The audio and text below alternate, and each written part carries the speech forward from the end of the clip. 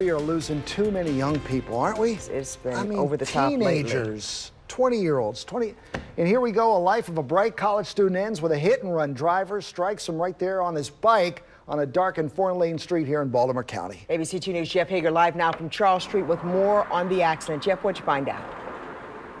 Kelly, it was here on North Charles Street near Charles Brook Road where police say the victim was struck by not one, but two cars, ultimately costing him his life.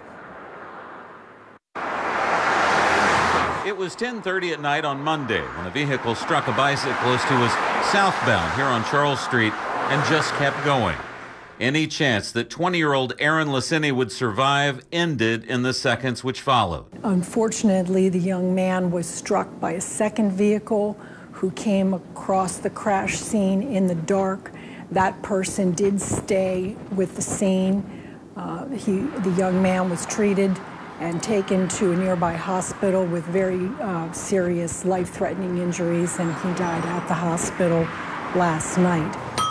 Back in Federal Hill, near the victim's home, word of his death reached Light Street Cycles, where owner Penny Troutner reacted to the hit and run. You have to stay at the scene, and you have to render aid. I mean, it's almost sad that it's legislated that you have to render aid. You would expect someone to do that.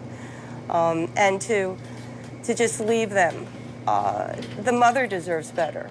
A former classmate of MichaelLacinywas at Baltimore City Community College, Eddie Harris, works at the same shop. He was spiking on Charles Street and got hit.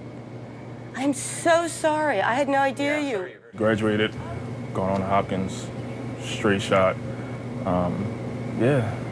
And I'm just hearing it for the first time. I didn't even know.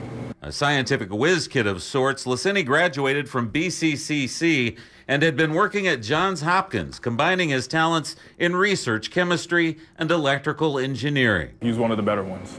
He's one of the better ones. And it's very, very heartbreaking for me to hear this, you know, just because, you know, we had this, you know, this long, enduring time together.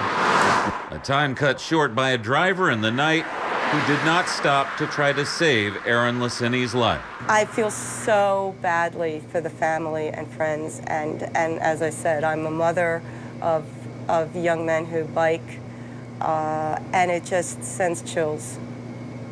We just, you know, want to hold our loved ones closer and make this city and this state more bike-friendly with protected bike lanes, because that's the only way this sort of thing is going to stop.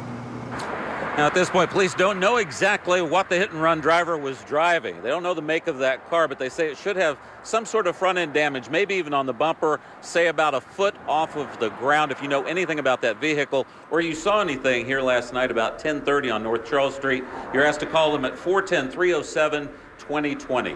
Reporting live in Baltimore County, Jeff Hager, ABC 2 News.